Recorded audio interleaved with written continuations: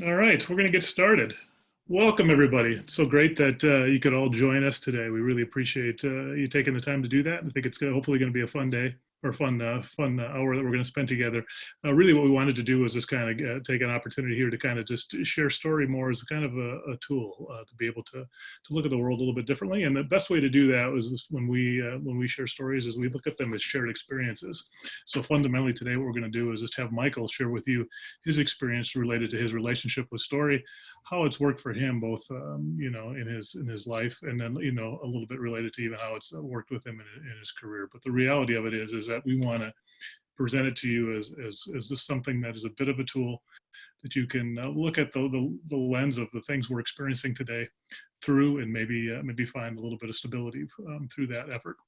And just to give you a little background, obviously StoryFirst Media is a company that works with clients as a marketing communications firm, and we help clients articulate their stories and then tell them basically through marketing tactics.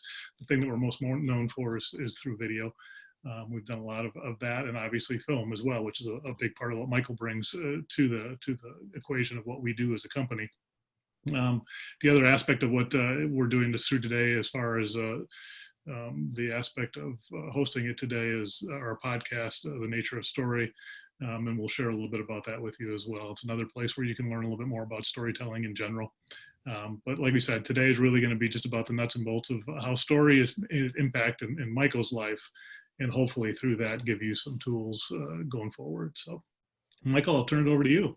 Wonderful. Well, yes, thank you again, everybody, for joining us today. This is a happy hour one, so we've done more serious marketing kind of conversations or talks before, more direct selling. But I hope everyone's got a beverage if they wanted one here. I certainly do. Mine, local brewery, Ale Asylum, Madtown Nut Brown. So hopefully other folks are enjoying themselves as well. Exactly. So I'm drinking a local Madison Brewers Funk Factory Gozeria. I'm in Milwaukee right now, but Funk Factory from Madison, the Fader Saison is very tasty. So if you're a fan of them, that's what I've got coursing through my veins here today. So yeah, as Dave said, this is a little bit different than our usual talks. Normally we're giving direct talks about storytelling from a marketing and branding standpoint, or video production, some of those more direct things that we offer in terms of services. I'm really not going to emphasize that at all today. This is the first time that I've ever put together a talk to kind of articulate what I mean when I've said to clients in the past that I kind of have story as my religion in some sense. And I'm not going to be proselytizing to you today. That's not the point of this. But it's just literally to kind of share some of what I've learned, what I'm still learning. This is a lifelong project, understanding storytelling better and being able to wield it as a storyteller better. But there's just some basic things that I've learned over the last, 15 years or so of doing this that I've noticed that stories allow me to navigate better and more clearly in some problematic situations. So if you've ever been a part of any of our previous talks on marketing directly, rejoice, because this talk is 95% new material. You'll only see maybe 3 slides in here that you've seen before. So that's a fun thing. It's going to be less science oriented. Our previous talks were much more about the scientific research that DARPA, the defense the U.S. Department of Defense's research arm, put into studying the effects of story on the brain. That's not what this is about today. This is more about artists' intuition. This is leaning into where I really have my groove as a filmmaker and an artist. This is home base for me. Science is actually harder for me. So this is more my home. But I'm not going to be making a religious argument here, even though I'm going to be pulling examples from religion. I'm going to be pulling examples from mythology, but none of this is a religious talk. I want to make that clear up front so that when I'm dancing close to it, you know how to interpret what I'm saying. I'm not trying to convert anybody to anything here. And then also what I'll say, based on the one other piece of throat clearing I'll give, I guess, is that I'm going to try and have fun with this talk. This is supposed to be entertaining as much as it is informative, but know that no part of me means to trivialize the difficulty of dealing with coronavirus and COVID-19 at this moment. I'm very fortunate to own my own business with Dave. I'm very fortunate to have a home. I'm very fortunate that my wife and I are still employed. But it doesn't mean that I haven't had difficulty. I've experienced difficulty as a result of this as well. We had a family member pass, my grandmother, just recently, and we haven't been able to do a funeral yet. And actually today is my sister's due date for her pregnancy. So we'll see how that all unfolds as well. So everyone's dealing with their own version of difficulty as a result of COVID-19. And I just wanted to say up front that as I'm having fun with this, I'm not having fun with the disease or the trouble that people are facing. I just want to make that clear up front.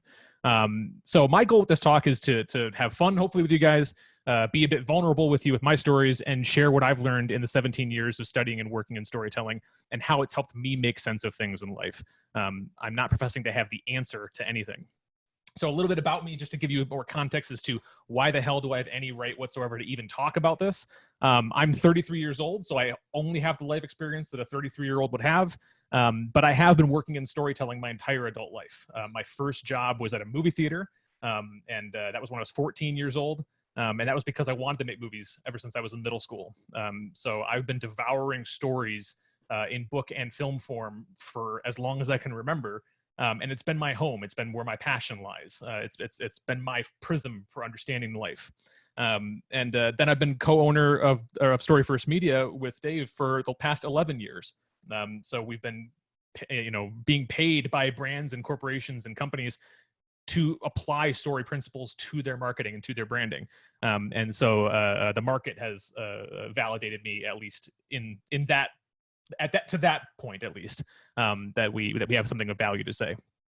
Also, I'm a filmmaker, as I said before. We've produced 2 feature-length documentaries. One is Last Day at Lambeau, which came out in 2012, about the separation of Brett Favre and the Green Bay Packers, and that you can watch on Vimeo, which we can send the link to anybody who wants it. It's a little fun distraction, perhaps, during this time. And Beyond Human Nature is our newest documentary, which, as luck would have it, is searching for distribution at a film festival during COVID, when everything's being canceled. So another piece of how COVID affects our lives, at least personally. We've been working on that documentary for 6 years, only to have it face this last minute kind of obstacle. So, but that's another one we just produced. And then, as Dave said, The Nature of Story, which is our podcast that's been dormant for a little while, but we're planning on getting a few more guests on.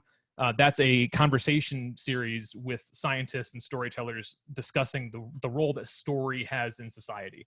And so if you want to listen to any further discussion about storytelling from an analytical or an artist's background, definitely check that out. And you can find that at anywhere you get your podcasts, iTunes, Stitcher, Radio, any of that stuff.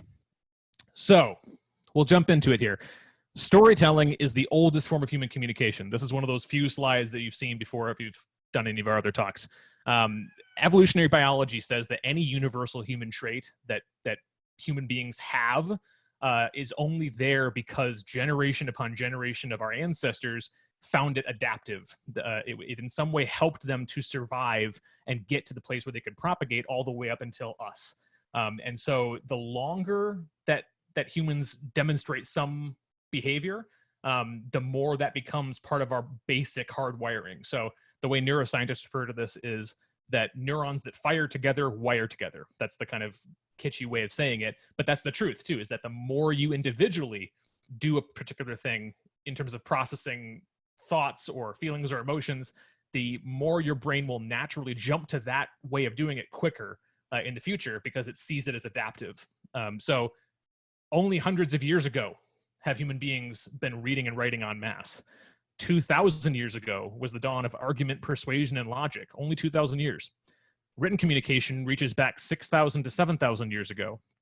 The earliest art communication, in the form of the cave paintings at Lascaux in France, and some in Spain as well, 40,000 years ago. You have to double that, over double that, and some would say go back even 200,000 years ago to find evidence of the beginning of human beings, or at least our ancestral mammals, doing something akin to oral storytelling. And what they mean by that is trying to bury information in a form of a person in time encountering some obstacle and overcoming it. That equation there's evidence of that all the way back 100, if not 200,000 years ago. We've been doing it for a very, very, very long time. And so we do it, our brains have been evolutionarily hardwired now to reflexively do that at a moment's notice. And we'll give an example or two of that. But the real takeaway from an artist standpoint for me about the fact that this is so bred into us, that storytelling, why do we tell stories? That we tell stories in some way. We are the storytelling animal. The thing that makes us human is telling stories to some extent, is put really well by Joseph Campbell, who was a mythologer and a cultural anthropologist who died in 1987, but is popularly known as the man who inspired George Lucas to write Star Wars. And he says, mythology is composed by poets out of their insights and realizations. Mythologies are not invented, they are found. And that's the really key point there. Mythologies, or in our terms, stories, are not invented consciously, they are found. You can no more tell us what your dream is going to be tonight than we can invent a myth. Myths come from the mystical region of essential experience. He's not claiming anything supernatural here. I want to be very clear. This is talking very much about just the way the brain works. That you are stories only work if they align with our inner self. If they in some way cut through our conscious mind to our inner self and bring us into accord with living. So, a brief once over of depth psychology because of that, and this is somewhat controversial in the psychology literature at the moment now, modern wise. Some people don't feel this has as much empiricism behind it as maybe we once thought it did. This was the work of Sigmund Freud and also Carl Jung, but this graph is Sigmund Freud. This is a map of the self. But so even though it may have some weaknesses in terms of empirical reality, I still find it to be really helpful from an artist standpoint, understanding story and understanding how we work as human beings as a guide for explaining some things that we just don't really have better rhetorical words for other than some of these things. So I'll just go through this very briefly. This dotted line here, if you can see my cursor, is the threshold of consciousness. So anything that's above this is a map of the self. So anything that's above this is our conscious waking life. It's our conscious waking self. It's everything you consciously think to yourself. This square above the threshold of consciousness is the ego, the Freudian ego. And that's a little bit different than the way we might use ego colloquially. The Freudian ego, all that means is it's the way you consciously think of yourself.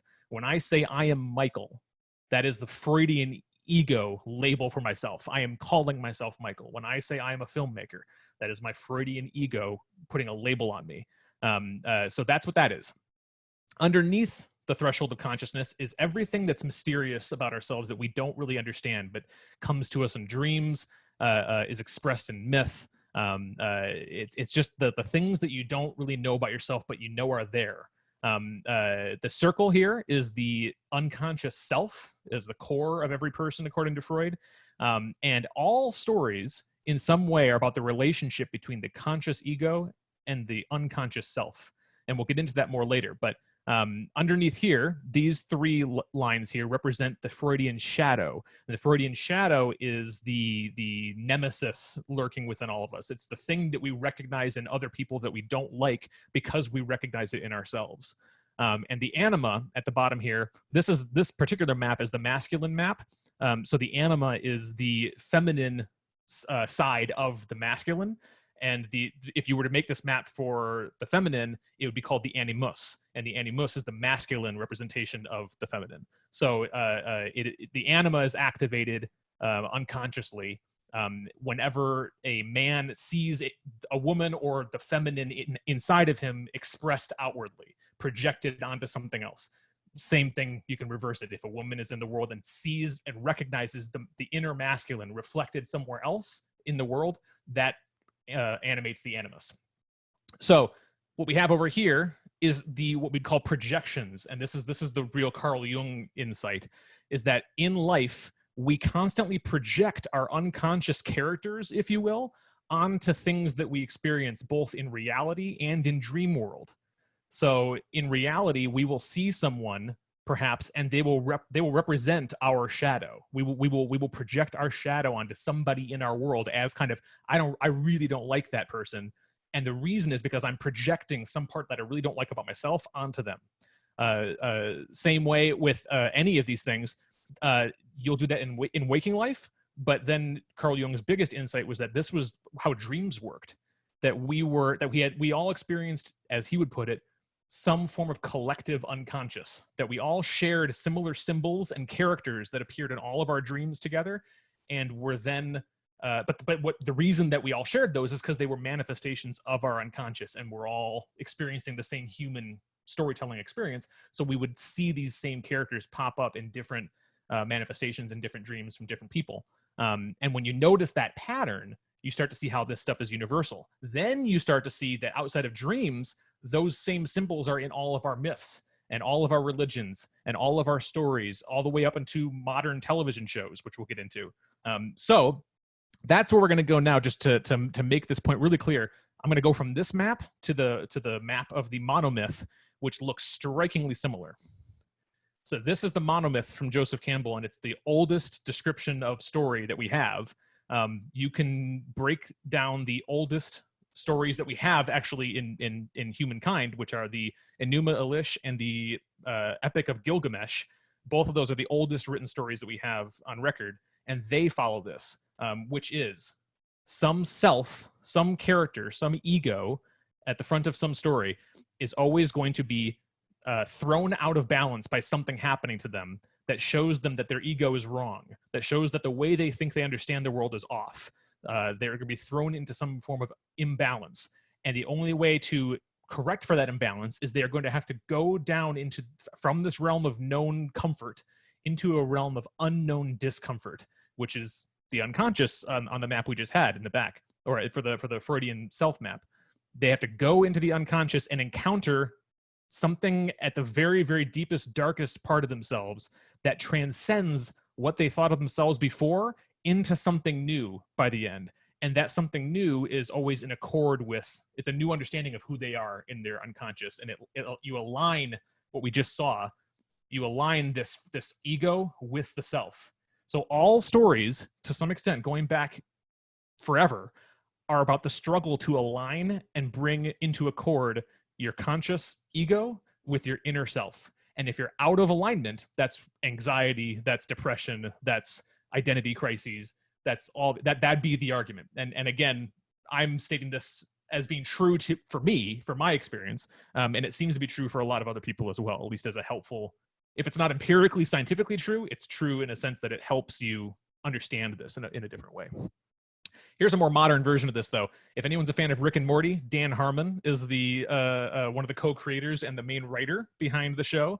And this is his story circle. It's a mirror image of the monomyth. He does this for literally every single episode of Rick and Morty. He even has this as a little phrase that helps him remember it. You need to go and search and find and take and return and change. That is the flow of every story that he writes. And if you saw literally in Sunday's new episode, the new season just started, it was just one big story structure joke. And it was inside baseball jokes about this. But if you know story structure, it was very funny. It was making some very direct jokes about stuff. So what do we take from all this? The fact that we just mapped the Freudian depth psychology map onto the story circle. What does that mean, if anything? To me, it means that stories are simulations of what it's like to be a living consciousness, experiencing pain, and taking action to bring about balance, peace, and closure. I was having a conversation with the founder of Madison Story Slam not too long ago. And just in conversation, he had his own answer for this, but in conversation, he asked me my opinion about why do we even tell stories? Like what function do they serve? And we both agreed that the reason we tell stories is so that we feel less alone. You know, they are examples of what other people, fictional and non-fictional, have done in the face of adversity, and they help us to put things into accord and to put things into a frame with which we can deal and understand them. That doesn't necessarily mean that they're true, and this is Tyler Cowen, the economist's argument. Is that stories can be dangerous. Stories don't tell you necessarily what's scientifically true about the world. This is the problem with religions oftentimes. In order to make sense, we distort things around us. We change, even reverse factual information. We make assumptions about things by mapping story onto the world around us. We create new information that isn't there. We ignore parts of the world that are there to be seen because they don't fit. We infer connections and information that are not there. We infer motive, intent, and significance on things that aren't there. That's a big one for me, in my opinion.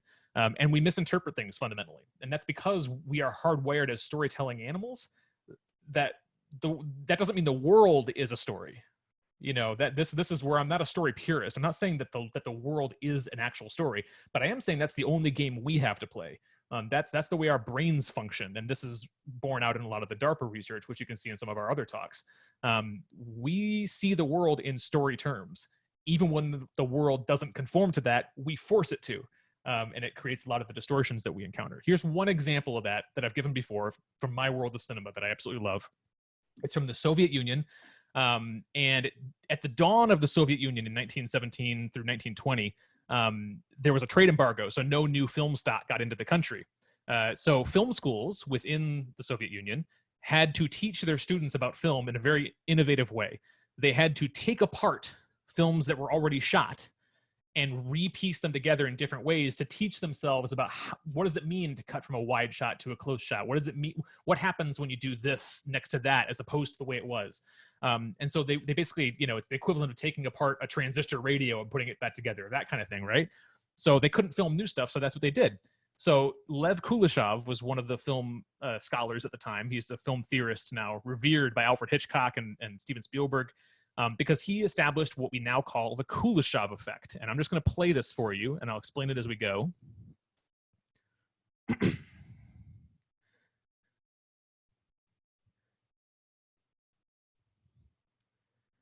So people in Russia would watch that and say, he looks hungry.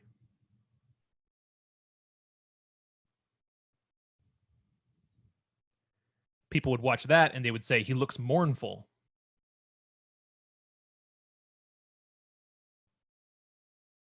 People would watch that and they'd say, look at him lusting after that woman. But you are in the 21st century, so you're way ahead of them. You recognize that it's the same face every single time. The performer is not performing lust. He's not performing hunger. He's not performing mourning. It's a straight, non-expressioned face. But when you splice it next to a shot of a bowl of soup, we as people in the audience, our brains are hardwired to the point where we cannot try and find what is the relationship between those two shots. He's looking hungrily. Or when it's a girl in a coffin, oh my God, he's so sad looking at that girl. Or when it's the woman sprawled out on the couch, oh, he's lusting after that woman. We can't help but do that because we're constantly looking for things to justify things and put things in story form. This is something that's used in all modern movies, all modern TV shows. It's how they work as a medium. Steven Spielberg, this is why he's able to not show the shark in Jaws for much of the movie, because what's in our imagination is so much worse than what he could have shown with that fake robot that was flopping in the water, as all the famous stories go. So you can get away with an awful lot just leaning on the fact that our brains, as filmmakers, our brains, we force this structure. We bring a lot to things that the filmmaker didn't even put there. So good filmmakers use that to their advantage. So Jerome Bruner is one of the early childhood development cognitive psychologists who's quoted a lot in the DARPA literature. We seem to have no other way of describing lived time except in the form of narrative. This is the only game we have to play. So again, I'm not saying that the world is a story or that life is a story, but I am saying that human life, to some extent, has no other card to play. We are storytelling animals, and that is the tactic that we are forced to employ every single day, all throughout our lives, because that's how our brains work. So for me personally, the main lessons that I take from story that I'll try and share with you and impart today through examples are these. I feel that story helps me deal with problems in my life, large and small. I feel that story helps me not judge myself when I'm dealing with those problems. And I feel that story structure also helps me to be clear with my intentions so that I know for myself why I'm doing something and never forget it when the terms change. Because if the terms change, my tactic to whatever that thing I'm working on may have to change as well. But that doesn't have to get confused with why I was doing it, with what my purpose was. And that's what I'll get into as well. So as we get into this, I'm going to isolate now the three kind of bedrock realities of storytelling as pertains to story structure and story life.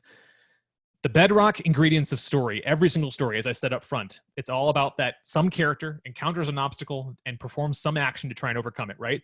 So in more life terms, that means consciousness, some sort of awareness is what I mean by consciousness. That consciousness has to experience some form of conflict, pain, or suffering.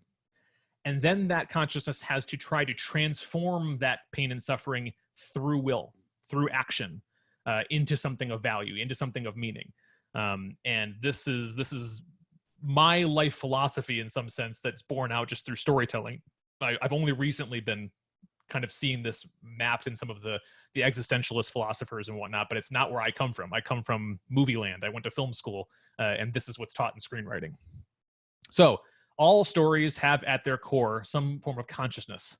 And what I mean by consciousness is some being, some awareness that it is like to be them. So on the left, we have Rey from the new Star Wars trilogy. In the middle, we have Joy from my favorite Pixar film, Inside Out. If you haven't seen Inside Out, it's weirdly one of the more niche Pixar movies, but I think it's the best one they've ever done. It's incredible. And on the right, we have the late, great John Hurt playing the lead character in the film adaptation of 1984. So at the center of every story, going back again to the Epic of Gilgamesh, there's some consciousness, there's some being, whether it's an actual person or it can be an anthropomorphized, object, but there has to be some awareness that can experience things. And that gets mapped into real life in the fact that there's really nothing more fundamental to life than consciousness. All that life is consciousness. And that's put really succinctly by my favorite, one of my favorite writers of all time. I've been reading him since 2007, Sam Harris. This quote, even if I happen to be a brain in a vat at this moment, hypothetically, all my memories are false. All my perceptions are of a world that doesn't exist. Assuming that's the case, the fact that I am having an experience is indisputable, to me at least. This is all that is required for me or any other conscious being to fully establish the reality of consciousness. Consciousness is the one thing in this universe that cannot be an illusion. And I find that to be very compelling and probably true, because you just by mere fact that you are experiencing anything, you're experiencing something. You don't need any further proof to make that case. The fact that you feel a temperature in the room, the fact that you're listening to me right now, the fact that I'm talking, we don't need to prove that these things are happening, or that at the very minimum, we don't need to prove that we're experiencing that it's happening. You might be able to, in some theoretical sense, argue that we're not actually having this webinar right now and this is all some tech simulation, but you can't dispute the fact that we're experiencing this webinar. This is happening right now. So consciousness is kind of a fundamental truth of life and of living if you take it this way, and that is a truism in storytelling, that there has to be something experiencing the story. And what they experience is some combination of conflict, pain, and suffering over and over and over and over and over again. As Joseph Campbell brilliantly says, we live by killing and eating. It's in sin by all ethical judgments all the time. As Zorba the Greek says in the film Zorba the Greek, life is trouble. Only death is no trouble. Whatever you do is evil for somebody, as Joseph Campbell says in The Power of Myth. In Buddhism, the first noble truth is the existence of sorrow. Birth is sorrowful. I'm reading from the Buddhism right now. Birth is sorrowful, growth is sorrowful, illness is sorrowful, and death is sorrowful. Sad it is to be joined with that which we do not like. Sadder still is the separation from that which we love, and painful is the craving for that which cannot be obtained. It's the first noble truth of a major religion. James Joyce has a famous quote, history is a nightmare from which I am trying to awake. And finally, one more from Joseph Campbell.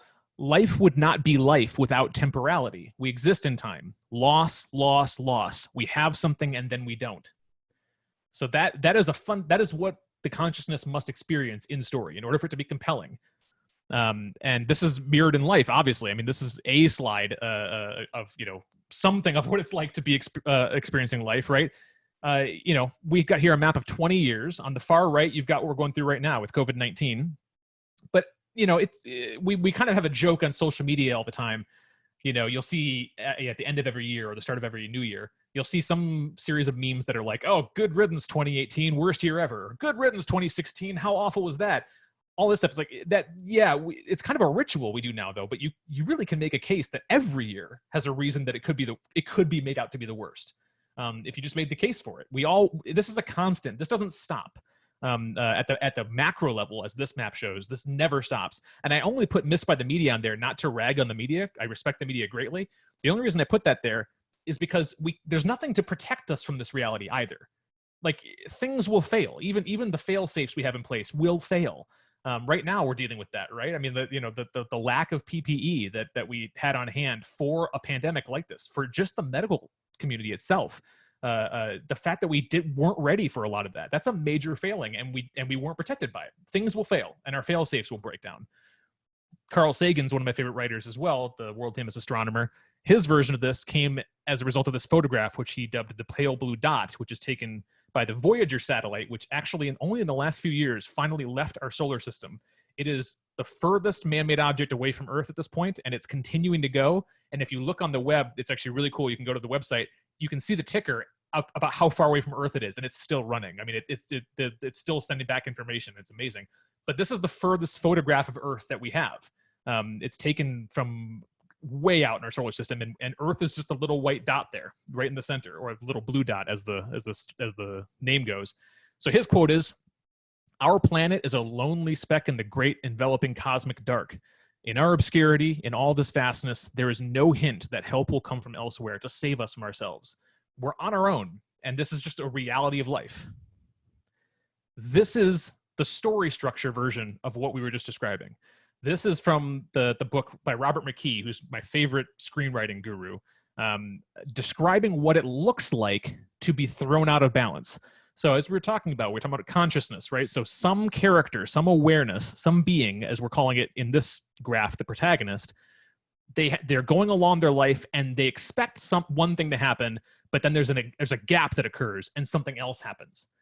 As a result of inner conflicts or personal conflicts or extrapersonal and societal conflicts, those are kind of the three levels of pain and suffering, the three levels of conflict. You can have a conflict with your inner self, you can have a conflict with your family and friends, or you can have a conflict with society. As a result, from one of those three sources, something happens that doesn't give you what you expected. You expect one thing and you get something else. That's destabilizing inherently. And the level of pain associated with that is directly in proportion to how important the thing the character was after is. So this is I'm talking story terms again. I'm going away from life for a minute just to make the case that this is story. Every good writer knows that the way to make us care about a character's plight is to make it really hurt. And you have to make sure that the thing they're after is really important, or this won't matter. The fact that they don't get what they expect won't matter. But it is the fundamental design of every destabilizing thing that happens to us. So let's say my object of desire in the day is to get dressed up in a suit and make a presentation. That's my goal. My simple goal this morning is to do that. And I spill coffee on my shirt, and it's a new shirt, and maybe it's a really expensive shirt that I had custom designed, and maybe a stain's not going to come out. Okay, at a certain level, though, no one really cares because it's a relatively low stakes desire that I had. It's annoying for my day. It's going to destabilize me a little bit, but in the grand scheme of things, it's whatever. What if my goal, though, instead is to stay alive? If my goal is to stay alive and I'm expecting to be healthy and I get told I have cancer, that's big. But the only thing that changed there was the scope and scale of the stakes. The fundamental machinery of it was still a gap between expectation and result. In the great TV show Breaking Bad, when Walter White goes to the doctor in the first episode and learns he has cancer and that he has only so long to live, that's a massive gap between expectation and result that sends off his character into the entire rest of the show, and everything that follows from there as a result of that gap. That is the fundamental reality of pain and suffering in life as it is in story. One of my favorite filmmakers of all time is Werner Herzog. And this is his articulation of life as it is. Taking a close look at nature, there is a sort of harmony. It is the harmony of overwhelming and collective murder. And we, in comparison to the articulate vileness and baseness and obscenity of nature, we in comparison sound and look like badly pronounced half-finished sentences out of a stupid suburban novel. Even the stars that appear in the sky look like a mess. there's no harmony in the universe as we have conceived it. Obviously, it's far funnier in Werner Herzog's voice, and you can find the clip on YouTube if you go and look for it. But he gets hardcore about this stuff. The writer and producer of the new hit show Chernobyl, Craig Mazin, he also, believe it or not, was the writer of the Hangover movies. He put it this way to screenwriters when describing how you kind of turn the knife on your characters. You have to write an ironic disruption of stasis that will disrupt your character's world, destroy your character's world. It has to be intentionally and terribly tailored to them. It's not something that would disrupt every person's life the way it will disrupt your person's life. So in storytelling terms, whenever the way you make us care about a character is you make us like them and feel like we relate to them in some way, and then you just torture them. You throw them through the guillotine, and you don't throw them through a guillotine that would be a guillotine for everybody. You torture them because you know them. You are their god. You created this character, and you know what would really hurt this character in particular, and you do that thing. And that's what makes that's what makes us as audiences lean in. Even with a low stakes comedy, this is what's happening. You'll find in a romantic comedy that they will always twist the knife on the characters in a way that would really hurt them in the context of their story. It can still be funny, but it's painful too. And so Leo Tolstoy, the writer of War and Peace, and one of the greater thinkers of our time, he basically came to the conclusion as a result of these two facts that there is consciousness in the world and in story, and there's that consciousness must experience pain and suffering. He added that up, basically said, the absolute knowledge attainable by man is that life is meaningless. And in a way, I agree with him on this. I would amend it slightly for my own personal life. Not to, I don't know more than Leo Tolstoy, but for my own personal experience, here's what I think. I would adjust this to mean that life is meaningless in and of itself. It's like a home-cooked meal. Like if you have a piece of raw meat, it's not going to feed you on its own. It needs a cook to come and cook it. Life is like that as well. Life on its own, yeah, it doesn't really have any meaning unless you actually live life in accord with storytelling, with mythology, and actually make it something that adds up to meaning. And that's what we'll get into here with transcendence through will. But just to bring us back here to this idea of the story structure, we've only talked about this half really so far, the from the top, the call to adventure, down to the abyss. So there's an existence of a consciousness that's going to be thrown out of balance by a gap between expectation and result, and they're going to have to encounter the deepest, darkest, most problematic part of themselves in order to change, in order to grow. So one of the big truths that I can take from this, just starting off with the how to deal with problems, there is when problems occur in life, we know that nothing's wrong. That's one of the big lessons. Actually, as a matter of fact, there's a quote from Pema Chodron, who's a Buddhist writer who makes this case. The first noble truth of the Buddha is that when we feel suffering, it doesn't mean that something is wrong. What a relief. If you expect that this is a truth of life, that this is what happens, that we as people constantly encounter some version of this cycle where we get thrown out of balance in a large way or a small way, and we have to confront it, and we have to overcome it or transcend it in some way. We have to adapt. If you accept that, then you don't really get bothered by the problems because you're not expecting them to ever stop. The other component of that, though, that you can build on top of that is problems are actually a good thing. And this is where I want to make very clear, I'm not trivializing struggle. What I'm saying, though, is that life only happens through struggle. People only grow through struggle. When you're working out, your muscles, the process is you're beating your muscles into submission so that they grow back stronger. That's the whole idea of growth as a human being. That's the whole idea behind the early childhood development phrase of don't prepare the path for the child, but prepare the child for the path. You don't want to remove all the struggle because the child can't grow then. You actually need the struggle in some way, in a manageable way. This is the whole idea behind conquering fears. If you're trying to conquer a phobia in clinical psychology, you're faced with the fear. The whole idea is about confronting bigger and bigger chunks of that fear until you're bored of it. And when you're bored with that fear, that's when you've accomplished it. But you have to actually confront it. So when I think about this from a story standpoint, I don't resent the problem when it comes in some way. At a certain point, you're like, well, yeah, the problem is always going to be there. And as exhausted as I might be, going through that trial with that problem is how I'm going to become something else. It's how I'm going to grow. So that's how I think about it. This is Joseph Campbell's brilliant way of saying it. The cave you fear to enter holds the treasure you seek. So this is a more creative way of thinking about problems, so thinking about obstacles in life. It's to some extent, and I've done this with clients when we're interviewing them, we're creating branded content for them. I look for the problem. Like I try and find the problem that's there, because if I find the problem, I can find the rest of the story structure around it. That's the same way it is in life. You can, if you smell a problem, if you smell that something's going to be hard for you, in some ways, that means there's something of value there for you too. That means that there actually might be a reason to do that. This is what inspires me to say things like, at some point, I want to skydive. Why? Because it scares me. And like, there's probably something I would gain from that experience. Like that's, the mere fact that it scares me kind of makes me want to do it. Because I think there might be something of value there. And that's the eternal truth here. There's the symbol, mythologically speaking, for this idea of the cave you fear to enter holds the treasure you seek.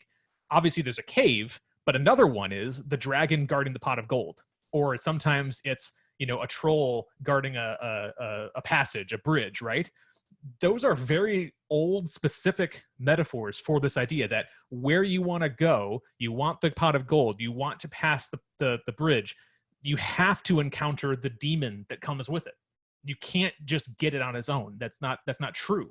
And ancient mythology affirmed that through its metaphors. So in stories, even in popular culture today, Harry Potter, when he, in the second Harry Potter movie, when he has to face the basilisk, it's a dragon-like character underneath the school, Hogwarts. He has to go deep down, almost like he's, Odysseus going down into the underworld, confronting Hades. He has to go underneath the school, confront this snake-like, dragon-like creature with a sword, and slay it. In The Lion King, you'll remember that Simba originally, when he's out with Timon and Pumbaa having fun, he doesn't want to go back to Pride Rock. He's ashamed to go back. He feels guilty about what happened at Pride Rock. He doesn't want to go back. But eventually he learns, both through Nala and through the shaman that kind of follows him throughout all this, that he has to, in order to become what he's supposed to become, he has to return. He has to face his troubles. And again, from Inside Out, my favorite Pixar movie, Joy has her major revelation about what she has to do to bring about balance for the child that she's working with, without giving away the story. She has her major revelation when she's fallen into the deepest, darkest pit of forgotten memory. There's a reason this happens in every story, and it's not always this overt as it is in children's movies. But children's movies are a good way to see it really clearly. But even if you took something super artsy or super subtle, like an Ingmar Bergman movie, or one of my favorite films from last year, Portrait of a Lady on Fire, the French film, very subtle movies where there's like hardly anything on the surface. It's all subtext. When you pick it apart and analyze it, it's still following this.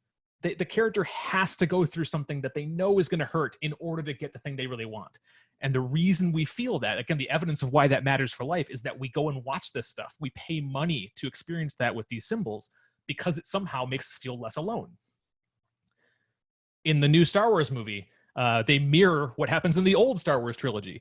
The old Star Wars trilogy, on the right, Luke Skywalker, when he's on Dagobah, if you'll remember, with Yoda, he has to go into this cave and confront his dark, evil self. That's the Freudian shadow. The same thing happens with Rey in the new Star Wars movies. She has to go into a literal cave and confront the dark form of herself and what she could be if she gave in to selfishness. It's on the nose, but it works still because our brains know how to recognize this ancient archetype. And then, as I mentioned at the top, just as recently as this last Sunday's new episode of Rick and Morty, which was one big story structure joke, Rick at one point puts a ticking clock. If you know the show at all, the whole joke of the show is that it's kind of like Back to the Future, but in a demented way. It's an Adult Swim show. So Grandpa Rick is kind of like, Doc Brown in the Back to the Future, and Morty is like Marty, right? And they go on these adventures, but Rick kind of torments Morty every episode, and it's pretty great and it's pretty funny, really irreverent kind of South Park kind of stuff. But at one point, Grandpa Rick puts a ticking clock on Morty's air supply as they're floating through space. And Morty asks him, why on earth would you put a ticking clock on my air supply where it's going to run out at the end of the ticking clock? And Rick says to him, listen, Morty, if it's too easy to get there, we'll never get there. And it goes by so fast, but that's just a story joke. That's all that is. It's just saying this can't be easy because otherwise it doesn't mean anything. So it's a if you're into that kind of stuff at all, you should check out the last episode because it's all it is a joke about everything I'm showing you guys today. But it's a deep truism that you don't run from obstacles if you understand this stuff. It still hurts. I'm not saying I want these things. I'm not saying I like them, but there's value in them, and that's what story teaches. So this final ingredient of story, from a fundamental truism sense, transformation through will. So we have a consciousness that's going to experience some pain, some suffering, some hardship. It's a true thing. It's what life is. Life would not be life without pain, would not be life without loss. You have something and then it goes away. That's what life is. What brings meaning in some sense to life, and this is where I skate very close to proselytizing, and I want to remind you I'm not. I'm just telling you what I've taken from story structure. What brings meaning through life is to say yes to that as the truth of life, to say yes to the pain and suffering, and to transcend it in some way for yourself and others. So it's not to resist the fundamental reality of life. It's to engage with it fully as the grand opera that it is, knowing that it hurts. So, one great example of this on the left is the film Interstellar, which I'm a huge fan of. It's one big monomyth. It's basically Odysseus and the Odyssey, but in space. At a certain point in that film, without giving away the ending, Matthew McConaughey plays this cosmonaut, this astronaut, and he has to essentially sacrifice himself. He doesn't really, but he has to kind of sacrifice himself in order to bring about the balance to the characters around him. And the same thing is true of the other films. Black Panther was obviously a hugely popular film because it did so much of this in all the Marvel movies. Quite frankly, I've got a bit of an unpopular opinion among my cinephiles that I actually think the Marvel movies are really good entertainment. A lot of people turn up their nose at them, but I think they're fantastic. Black Panther does this as well as any of them. And then Joe March on the right, in the latest Little Women, which was fantastic, brought back by the writer and director Greta Gerwig. She has to reckon with the tension between her inner self and her outer self and transcend them in the end. And she has the now famous, very moving scene where she, talks about how I'm so sick of how, women are seen as nothing more than ready for marriage. I'm paraphrasing. I'm so sick that women are only seen as vessels for marriage. I'm so sick of it. I'm so sick of it, but I'm so lonely. And it's a very famous, it's a wonderful moment of dialogue because she's trying to wrestle with the two aspects of herself, her conscious ego and her inner self. And she's trying to bring them into accord. And by the end, the whole question is, does she? And it's been debated about the novel, at least forever, whether or not she's actually happy or not. This is essentially a way of talking about archetypes, which is a word you've probably heard a lot, both in marketing and in probably Greek mythology class back in high school.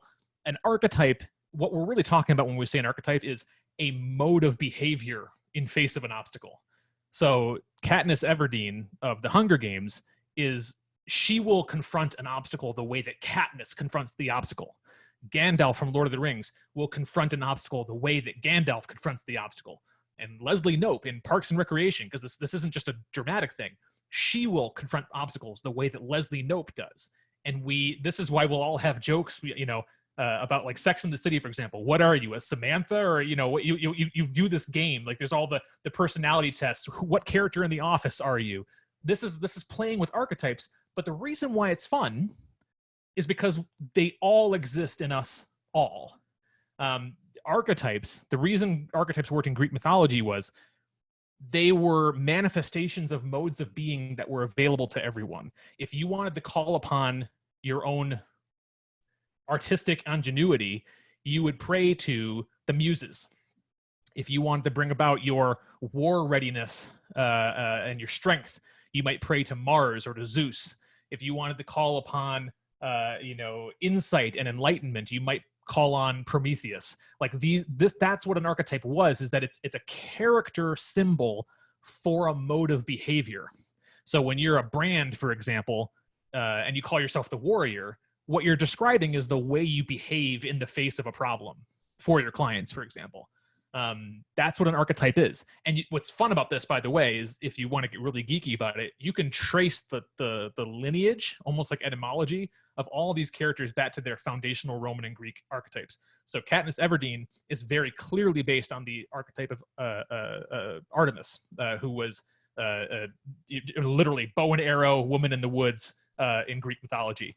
So it's a lot of fun if you look into that stuff. But so how do these characters bring about transcendence? They all do it in their own way, but fundamentally, when they're faced with an obstacle, what they're after is in some way bringing into accord the rational ego, the conscious mind, and the unconscious self. So as Captain America puts it in the Captain America Civil War, we try to save as many people as we can. Sometimes that doesn't mean everybody, but if we can't find a way to live with that, next time maybe no one gets saved. And this is why I say I love the Marvel movies, because they're actually pretty deep. What the Marvel universe is all about these seemingly all-powerful superhero characters constantly failing. Like that's all they are. Like they're not like Superman where they can solve anything really quickly. They constantly fail, and the central drama and tension of the whole Marvel universe is these characters dealing with the fact that they fail. They can never really get what they want. And that will come back at the end of this talk here very shortly when we talk about the myth of Sisyphus as is talked about in existentialist philosophy.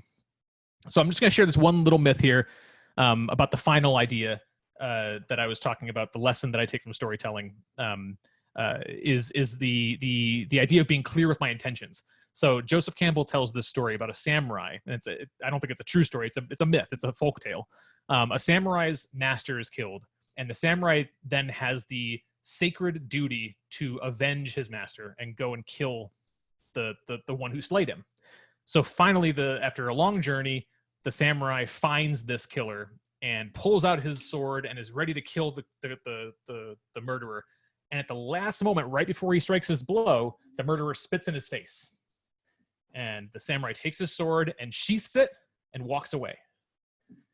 To us, in Western civilization, Western society, informed by Western pop culture, this doesn't make a whole lot of sense. So why did the samurai walk away when he was spat in the face?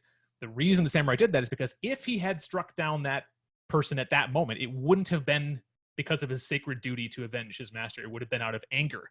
It would have been out of resentment. It would have been a personal thing as opposed to a noble thing, as opposed to a righting of balance, as opposed to bringing harmony back into the world. That is, to us, the conscious action, the conscious goal there doesn't change. You're either killing him or you're not, right? But the samurai character in this folktale is aware that what he's actually after is in the unconscious realm. What he's actually after is a very specific goal that the circumstances in the rational world changed so much that he had to change his conscious behavior in order to pursue what he was really after still. He was that in touch with what he was after. So this, for me, comes into conflict resolution, whether it's with friends or family or anything. The deep goal in most conflict resolution situations, especially with family, is to bring about harmony between you and that other person. It's not about winning. If you're trying to win, you're missing the fundamental goal, which is the harmony, which is trying to bring about peace. That doesn't mean that you should be a doormat and constantly be walked upon, because that's not harmony either. But you never want to lose sight of the fact that you're after the harmony with the world. You're after harmony and bringing yourself into accord with not only your own self, but with the other people around you. And that's a truism in storytelling. You see a lot of stories that end ironically. There's some of my favorite movies and favorite stories. They end ironically where the main character gets what he consciously wants, but is punished in some way because he went about it the wrong way. They're fantastic stories because they really get at something deep and true about us. So we'll wrap up here with a couple of last quotes. We're almost at the end here. This is from Dostoevsky, who wrote Crime and Punishment and a lot of other great fiction back in the 1800s. And this is a quote about how weak in the reality where consciousness and pain and suffering are true.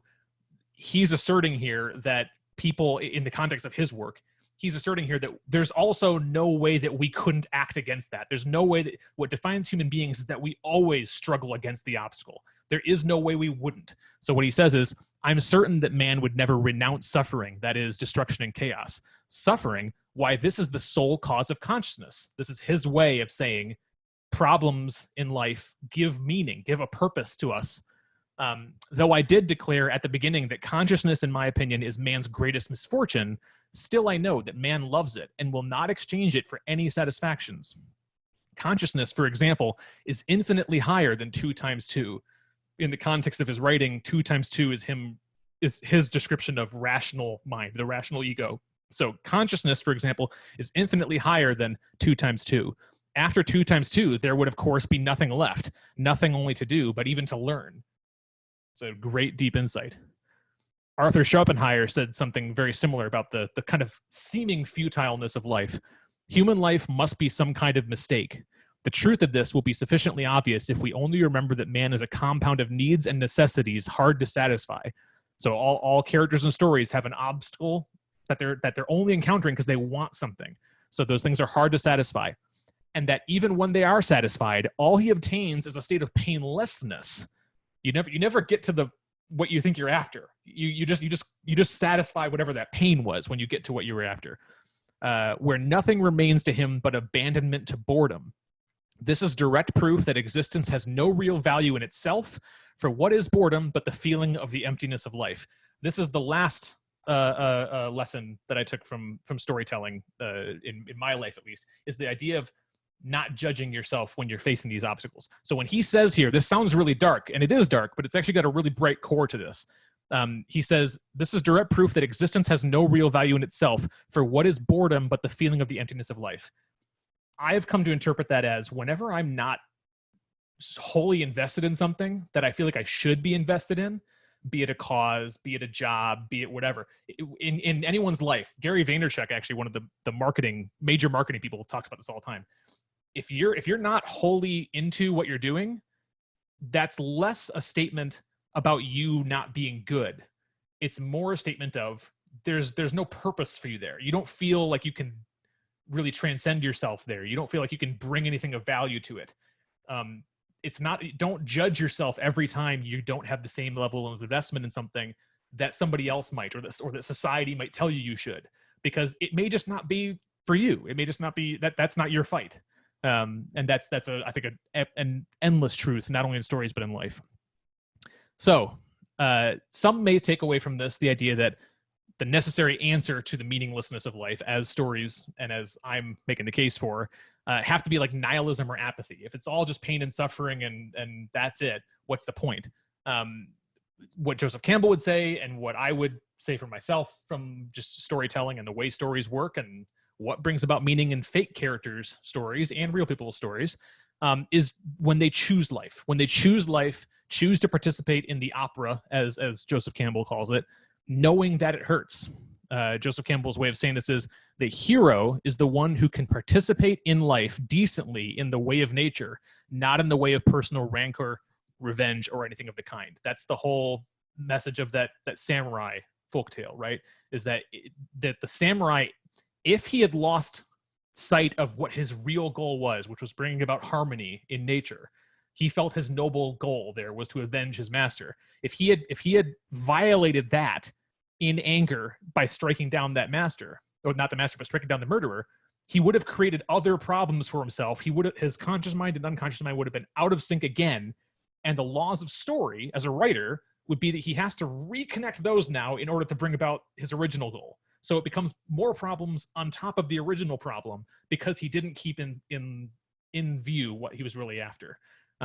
So all of this is to say, as we relate it back to COVID-19 and any other unstable circumstances in life, that to some extent this is an opportunity for us to learn what really matters, and we are. This is an opportunity for us to maybe learn the ways in which we were decadent individually, or the ways that we took things for granted, the ways in which we weren't grateful for things, the ways in which we were slothful, or any of those things. And the way that Albert Camus talks about it here, who's an existentialist writer, who wrote the Plague, as a matter of fact, which is a novel that skyrocketed on Amazon once COVID-19 hit, and he wrote it back in the 50s. This is from The Myth of Sisyphus. which is him giving his worldview using as a metaphor the myth of Sisyphus from Greece. And if you remember, the myth of Sisyphus is a titan that is banned by Zeus as a punishment to forever push a boulder up a hill, knowing that he will never get the boulder all the way up the hill. It will always fall back down and he has to start again. And that's his lot for eternity. And Albert Camus says, I leave Sisyphus at the foot of the mountain. One always finds one's burden again. But Sisyphus teaches the higher fidelity that negates the gods and raises rocks. He too concludes that all is well.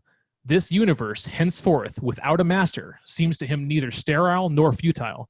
Each atom of that stone, each mineral flake of that night-filled mountain, in itself forms a world. The struggle itself toward the heights is enough to fill a man's heart. One must imagine Sisyphus happy.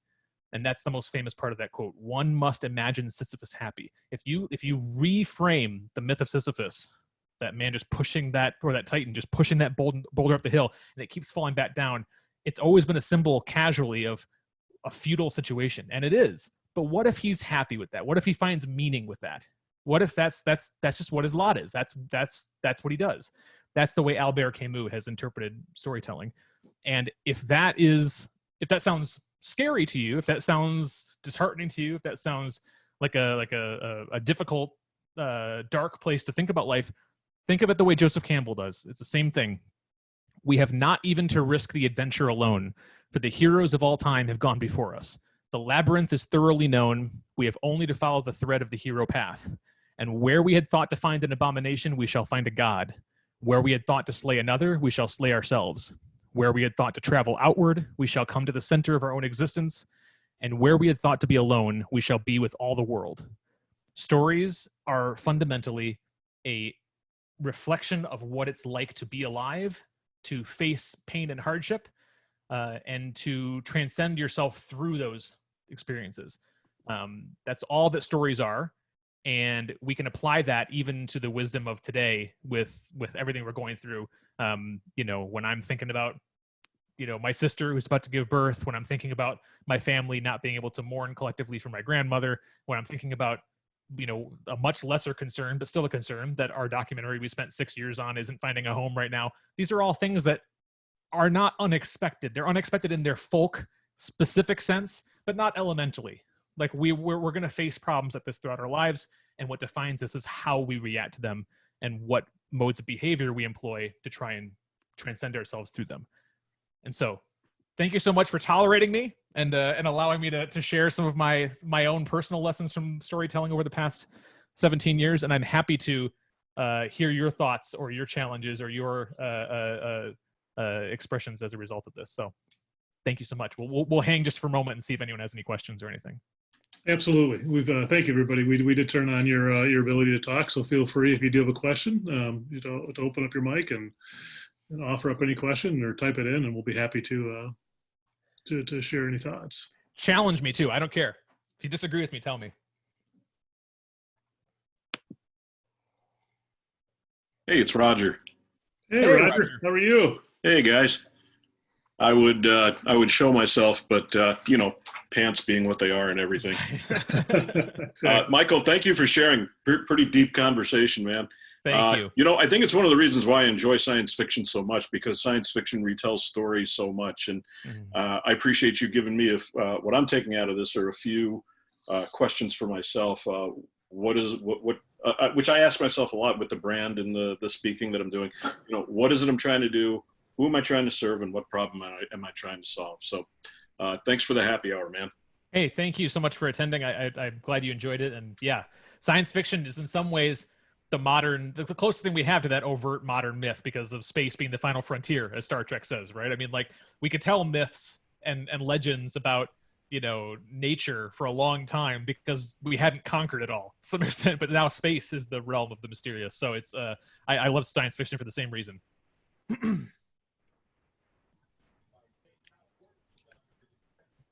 Absolutely.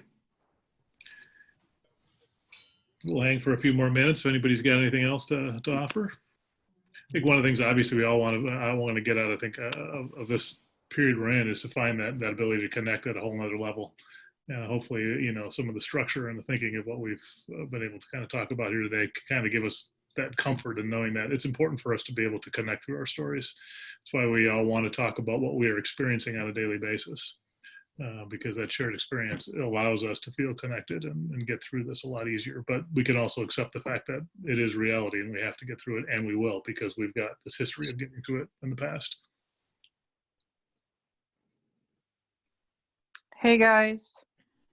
Hey, Michelle, how are you? Good, how are you? Good. I enjoyed this very much. It was not what I expected, so that was even better. That's a good thing. Yes, it was. I just wanted to say I'm sorry for your loss with your grandmother. That's you. tough at any time.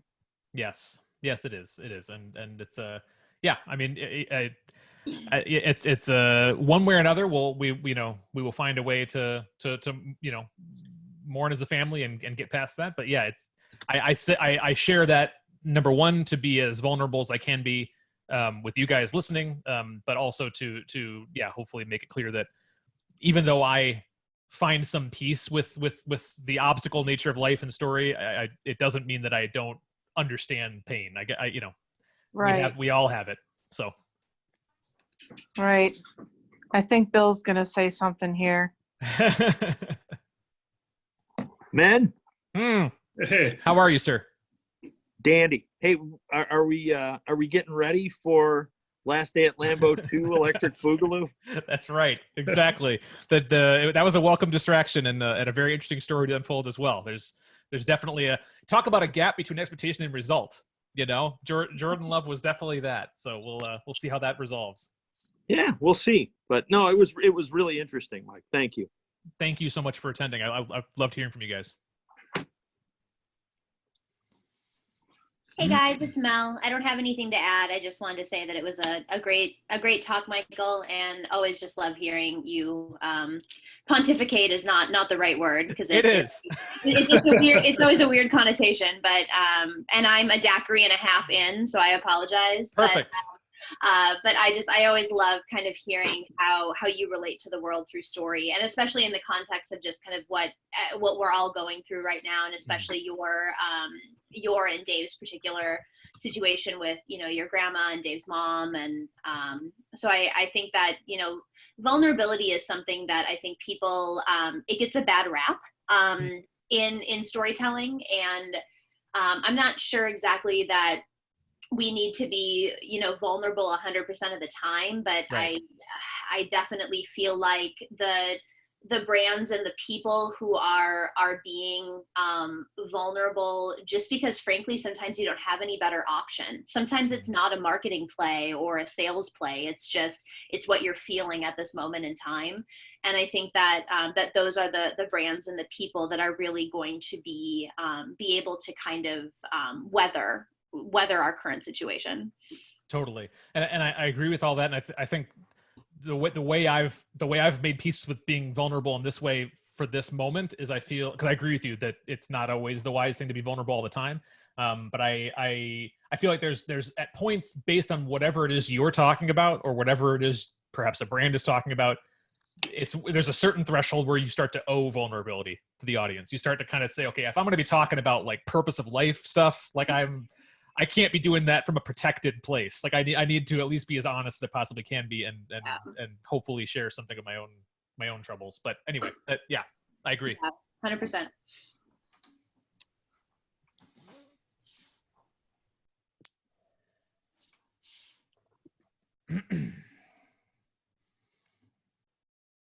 I was impressed that Mel had a second daiquiri made. That's yeah. Well, I made a daiquiri and a half, and then Zach made me what we call a snackery, which is like a half a daiquiri. So I've been trying as hard as I can not to have a drink every night, because COVID. But right, I know. Yeah.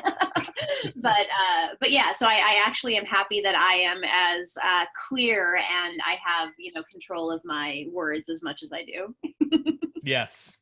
I've definitely been struggling with that as well. That's a it's kind of like one of those things. I actually was going to mention this if it had come up earlier in the talk, but I didn't actually go there. Is that that there's I think that's, when I'm struggling with, or when characters in a story are struggling with being unable to reconcile their expectations with whatever result came about, we often self-medicate that, and I self-medicate that discomfort with overeating right now, for sure. I definitely do it with we had margaritas yesterday for Cinco de Mayo, and also now I'm having beer right now. So it's not a good thing, but it maybe gets you through to solving the bigger problem down the road.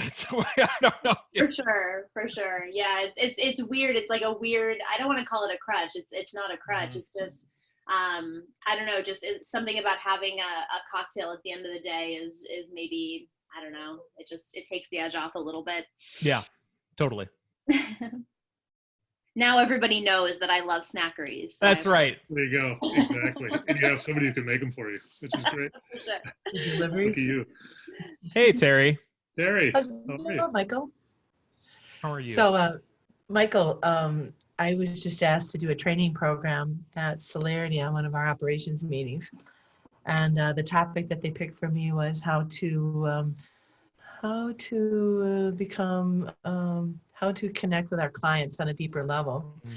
And I thought, well, I have to bring it, do this from scratch. And I thought, well, what is it that I do? What are some things I do? So you don't have video on me, do you, right now? No. Nope. We do not. Oh, that's too bad, because that's part of my story. Okay. So anyway, I was writing the story out while I was listening to. It's very short and sweet, but there's a main character, there's an obstacle, and the main character overcomes the obstacle. And the piece was everybody's going through COVID. We're reaching out to our clients, we're calling them, we're emailing them, and we could pick, 15 of our favorite clients, and I reached out to people. I really wasn't trying to sell them anything. I just wanted to see how they were doing, just to connect. And so I did, and I got some really good responses and asked people how they're doing. And one just came right out and said, "I'm going bat SHIT crazy." Yeah. And she goes, "But I don't suppose you have a hat for that." And Right. the people who know me, I always celebrate different holidays by wearing different hats. And so I said, well, I don't know. And so 2 days later, we had a Zoom luncheon. And I found in my collection of hats, I had a purple sequined and felt bat headband. Oh, really? I said, here, I got something for your bat SHIT craziness. And she laughed, and she laughed really hard. And she said, I really, really needed that. Yeah. And I thought, okay, so that's a story, Yes. and I can tell and just say, because not a lot of people will put something stupid on their head to look silly. Right. But just reaching out and talking to people and sharing things through this whole COVID-19 has been really, really interesting. Sometimes you feel really far apart, but telling each other's stories makes you feel closer and understand that we're all going through this together. Yes, the stories. Yeah, it's the thing that makes us not feel alone, and it can sometimes feel goofy to talk about it this explicitly. But you employed a wise archetype there. You know what I mean? Like that. In some ways, laughter is something that we all need right now, and so that's a good thing to call on all of us in a lot of situations right now. It's just for a little bit of relief. Sure. Is your sister having a baby girl? We don't know. We don't know. I know. The old-fashioned way. You Well, wait to find out. Dave, hopefully your mom will get a chance to talk to your new grandbaby and give her some tips, and she can come down and make her entrance into the world even that much more exciting. So That's right. congratulations and good luck. Is she even in labor yet? Have we heard? No, Not yet. no. Well, Something changed in the last hour. Yeah, exactly. Yeah. I hope it goes quickly and with or painlessly. We can hope for that. Yes. I know she's hoping that too, right? We all are. Absolutely. And thanks, Michael, for your presentation. That was really interesting. Thank you, Terry. Thanks, Terry. Yep. Excellent. Just a sec. I'm here. There we go. We got Siri talking to us. That's right. I don't want to keep us any longer than we have to be, but I was thinking about, Terry and how she's being tasked to, kind of reach out to clients and things. And by no means do I think you should copy this, but I thought a really cool example of this from Carrick's Consulting Group here in Madison. And one of the things that they are doing is they're really just trying to be simplistic in their messaging. I think so often we feel from a storytelling perspective or from a marketing perspective, like we need to have this really grandiose message around COVID right now. And it was a really cute video that they presented today. It was basically all of their account managers and everybody on their staff just saying good morning and hello to people. And that told me a lot of what I needed to know about Carrick's and about like how, sometimes you just need a good morning because you're not going to an office where, people are saying that to you. Anyway, babbling probably, but I thought that, sometimes it's not always this overt story. Sometimes it's just that simple thing. Like what do my clients need? Do they literally just need somebody to, the whole batshit crazy thing, or just like somebody to literally just say good morning, like how are you? Exactly. And I thought that was really, it was so simplistic in its delivery, but it was so powerful that I was like, yeah, I mean, I think sometimes that is just what we need, because I think we all have a little COVID fatigue right now. Like everyone's talking about unprecedented times and, oh, we're here for you. And sometimes all we just need is that little jolt of human connection. Anyway. Totally. No, yeah. I think it's one of those things that one of the reasons we wanted to focus on story so much is being in the world of marketing and advertising, because there is some truth to the fact that marketers can ruin everything. And I think there's an element of that, right? I mean, everybody's saying the same thing, and to a certain point, you can get to a point where it says, we're all in this together. Well, you start to question, are we? Are we? Do we really feel that? Does it become so meaningless because we're all just saying it? And I think, when you're talking about some of those simple things, I think that this whole experience has allowed us all the opportunity to see some of those more simple things and experience them again in ways that maybe we didn't before. I notice nature every morning when I go out. It's like, wow, the world is having a party around us. I have more robins in my backyard than I've ever seen in 20 plus years of living where I live. Totally. Just the wildlife and the animals and things that we're seeing, and the activity and movement with that is very different than it was before. Yeah. So, and you can pause with that and find some comfort even in that, and just enjoying things that maybe you didn't see for a long time.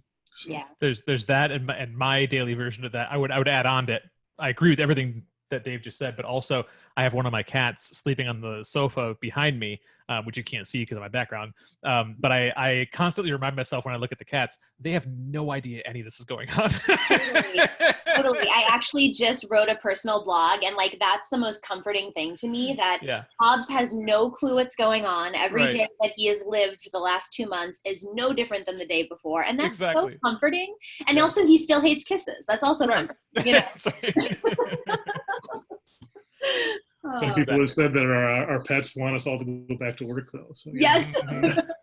The dogs maybe not. The cats are like, please go. Right. That's funny. Well, wonderful. Well, that's probably I think we've kept everybody long enough, but thank you, everybody. We really appreciate the chance to kind of share with you. We wish you all the best. Obviously, share your stories with each other. It's important. It's a way to connect. We all need it. So it's never a bad thing to do, and it's never a burden. So feel free to always reach out to us. We love to chat and connect at any time, and happy to swap stories too. So. Yes. Thank you so much, everybody. Go out and enjoy yourself, and watch some great movies, and check out Inside Out. That's one of the best versions of this. So enjoy.